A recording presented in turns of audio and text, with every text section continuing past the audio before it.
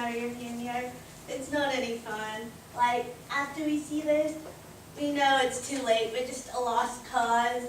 And, you know that feeling when your stomach drops and you know you're in trouble and you're trying to think of something clever to say, an excuse, but nothing's coming up right. And then you just have a ticket and there's not a lot you can do about it. But, like, I personally don't really know where a speeding ticket goes, like where the revenue goes. So that's why I wanted to talk about it. And like, speeding tickets on average are about $250. To me, that's a lot of money. That's like gas money for an entire month, like to drive back and forth from the bar. And I think it's like relatable to everyone because everyone drives. Let's see. And this is exactly a breakdown of where it goes. They range from about 180 to 250.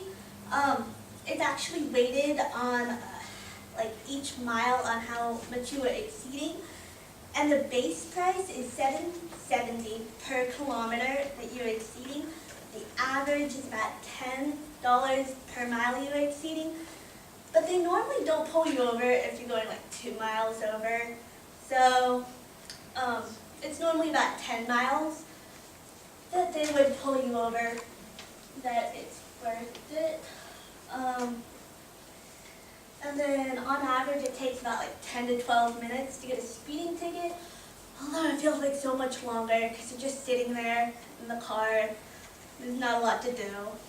And then here is a breakdown, like if you're going 20 miles over the speeding limit, the base fine is $150, but the officer, it's up to his discretion. He can charge you more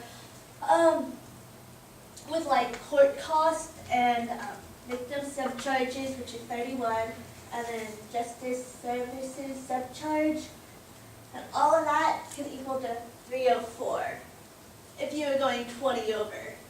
And then the city portion gets 51%, and then the provincial portion gets 49%. So, and then they're always kept on your driver's license for 7 years, and people can look you up online and find all your traffic violations. Not that it's really that big of a deal, but. And then this is part of their violations, like reckless driving is 4 points on your driver's license, unlawful speed is 6 points. And then I'm going to talk about how to avoid speeding tickets. You can just stay at home and not go out, ever. But as nice as that sounds, it just isn't realistic. We all have to get out and live our life. So I came up with a set of guidelines. The first one up here is to leave on time. That way the pressure is never there. Like, I have to be at work at 8 o'clock and it's already 7:45 and I only have 15 minutes to get there, and oh my god, the traffic's so bad. Take the bus. If you just leave on time, like allow 15, 20 minutes extra just to allow for extra delay to accidents. It's just very stress-free and calm. Very calm.